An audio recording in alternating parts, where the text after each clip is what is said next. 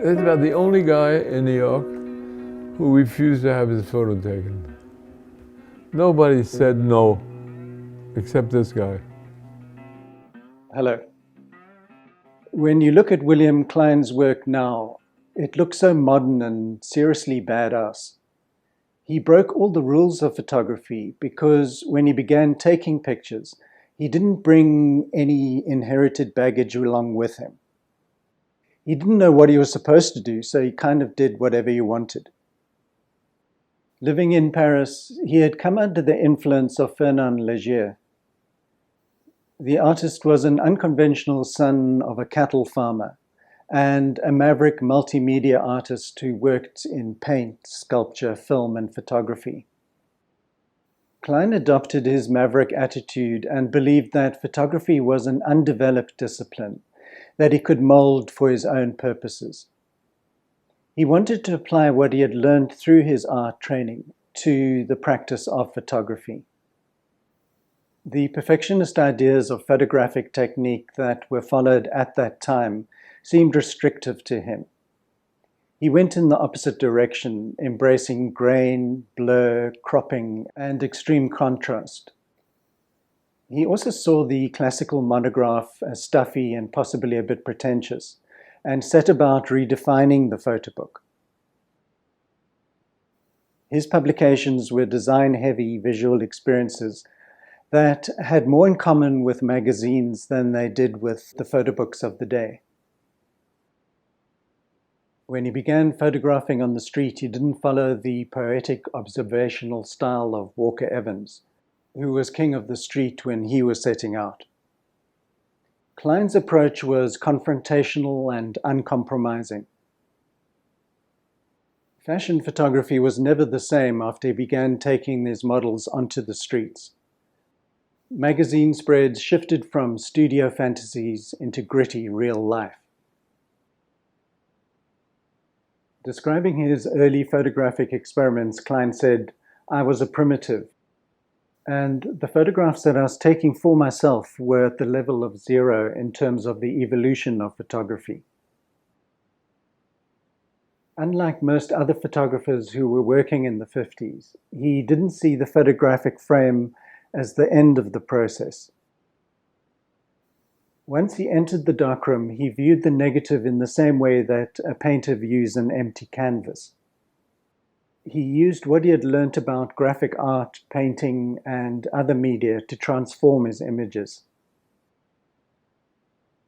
His big break came when Alexander Lieberman came across some of his innovative geometric shots that he had produced of Italian architecture. Lieberman was American Vogue's legendary art director.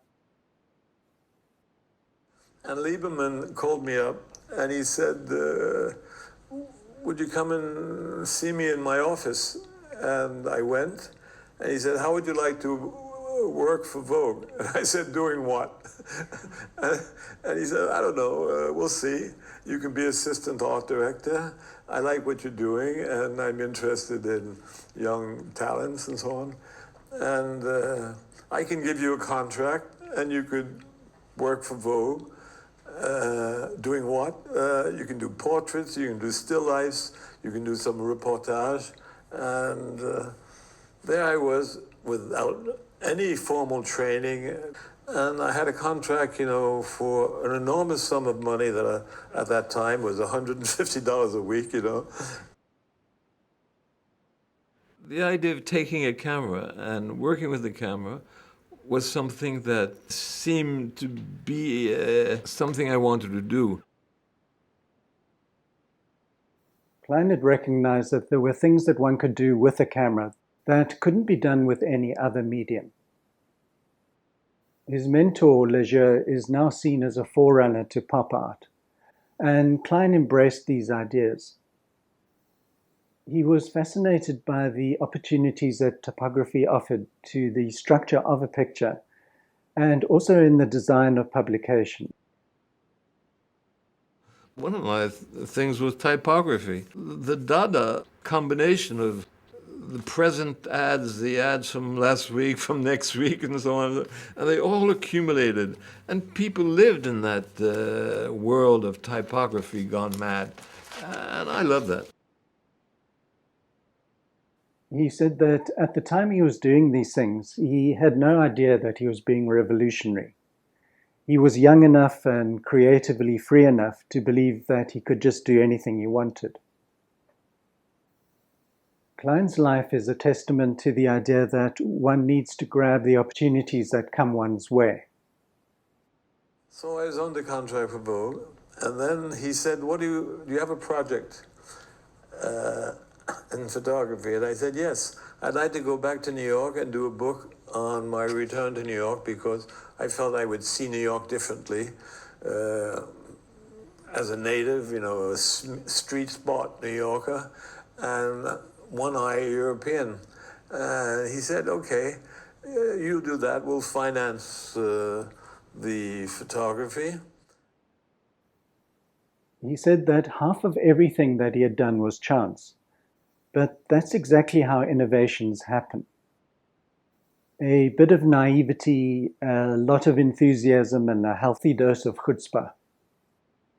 And, when you're that age, you think you can do anything. And I had no complexes. I had no photographic training, but I knew that I could do something with a photograph once I had a negative in my hand and an enlarger, and I could really make up for my lack of formal training by bringing to the photographs some of the things I learned when I was a painter. So I went out in the street and I just photographed the shit out of New York. I was free to do what I wanted. Vogue's Lieberman was an extremely important facilitator of his success. In his own right, he was a creative spirit, a painter, a sculptor, and someone who loved to nurture talent. While at Vogue, Klein began by doing very basic photography, but Lieberman believed that he was capable of more. But I wasn't taking fashion photographs. I was doing these photographs of New York, and I was doing portraits and still lifes and so on for Vogue. And at one point, Lieberman said to me, look, we're a fashion magazine.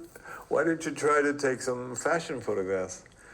And I had no idea of how to take a fashion photograph, and I did something so weird. When you take a fashion photograph, there are always crowds of people coming around. So everybody's happy and smiling and everything, but they didn't know that I was going to white out the faces. I painted on the photograph, yeah. During the 1950s, when Klein was hitting form, two other photographic innovators were coming to the fore. Henri Cartier-Bresson was laying down the foundations for photojournalism, while Robert Frank was revealing a quiet loneliness beneath the American myth. And as for everyone else, well, Klein said photographic magazines at that time were mostly preoccupied with sunsets, wrinkled old ladies, and fishing ports. While Cartier-Bresson was emphasizing that photojournalists should position themselves as flies on the wall, observing without intervening, Klein wanted to be as visible as possible. He said that his aesthetic was similar to the tabloid, the New York Daily News. He wanted his representation of New York to be a tabloid gone berserk, gross, grainy, over-inked with severe layout and sensational headlines. He was an angry young man on a mission. He said, this is what New York deserved and would get. While growing up in the 30s, he was a young Jewish kid in a predominantly Irish neighborhood in Harlem. He'd been bullied relentlessly and would often escape the violence by hanging out at the Museum of Modern Art. So he had a score to settle with the city. Klein described his technical approach for his New York book as the epitome of the New York school aesthetic. He said, "I would try to photograph like some crazed paparazzo and print in a similar grungy manner." When he discovered a wide-angle lens in a camera store, the 28mm became his go-to lens. At that time, these lenses were a new addition to photographers' camera bags. It was an exciting time for him as he came to terms with the city that he loved and hated. And his pictures reflect this mixture of attraction and repulsion. I had a style of taking photographs, a style that came out of necessity, you know. I mean, I had a camera with two lenses, and if I wanted to photograph something over there, I said, well, fuck it, you know, I'll blow it up in the darkroom. He made up the rules as he went along. Accidents and unconventional framing were welcomed. When he eventually presented the pictures to publishers in the city, they were unimpressed. But when I went to editors in New York and I showed these photographs, they said, "What kind of New York is this? You make New York look like a slum." And I said, "Well, New York is a slum." And what do you know about New York? You live on Fifth Avenue, you come to the office on Madison Avenue. You've never been to the Bronx, you don't know anything about the Queens or anything. Anyhow, and they say, yeah, well, the photographs are shit. I said, that's what you think. I think these photographs are interesting. And, well, I never found an American editor. He went back to Paris and eventually found an editor who appreciated the work. Klein immersed himself in all facets of the book's production: layout, the cover, the typography, and even the poster. Klein talks about what this photograph meant to him. He recognized that much of the city's violence was psychodrama, but that it could quickly move from fantasy to real violence. I was very sensitive to the fact that guns were everywhere, and especially with these kids. You see this kid on the right, he's imitating the cop, you know. There he is making a gun with his left hand, and here's his other kid pulling out the gun. That photograph, for me it's like a self-portrait, because I was sometimes the tough guy with the gun, and sometimes the angelic guy on the right. There are a lot of self-portraits in the book. I took a photograph at the end of the day, and I didn't know that I would get that kind of blur. When you look at the girl's hand, it looks like Picasso hand, and blur, for me, added an element to photography. And what happened there is an accident. I repeated it later in other photographs on purpose. In 1961, Klein was invited to Tokyo, where he shot for 3 months and made more than 1,000 pictures. He was initially guided around Tokyo by government officials and was given unique but controlled access. He did manage to sneak a few irreverent shots and eventually escaped his escorts and hit the streets. Instead of portraying Japan in a respectful Life magazine-type manner, he depicted Tokyo as crowded, strange, and overwhelming. Sections of the Japanese photographic community took to Klein's ideas. They appreciated and integrated his aesthetic into their practice. It became one of the most significant cross-cultural exchanges of that time. Younger Japanese photographers were looking for a new visual language to describe the radical changes within their society. The older photographic style, influenced by European humanism, no longer felt relevant or effective. Klein's visual language seemed perfectly suited to the energy and disorientation associated with modern cities like Tokyo and Osaka. His aesthetic resonated strongly with the members of the Provoke movement, particularly with Daido Maruyama.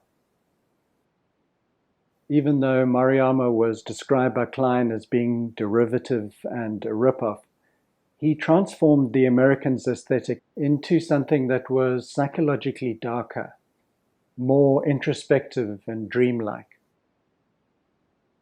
Another reason why Japanese photographers latched onto Klein's aesthetic was because photobook culture was extremely strong. Photobooks in Japan were treated as primary artistic objects, not just catalogues. So Klein's innovative book design had a major impact on publications like Provoke. Changing the face of photography wasn't enough for him. He also innovated within the film industry. He produced and won awards for his films, and in 1974 he released the documentary Muhammad Ali the Greatest. It's described as possibly the greatest film ever made about the sport of boxing. It's split into two. The first follows the fight against Sonny Liston in 1964, while the second captures the so-called rumble in the jungle against George Foreman in Zaire. I'll add a short clip at the end of the video, but thanks for watching, and I'll see you next time.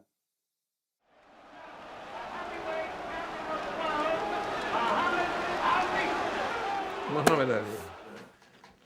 I loved him. I got to be very close to him. I did Muhammad Ali before anybody was interested in him. Everybody hated Ali when I did the film because everybody wanted to see him get beat up.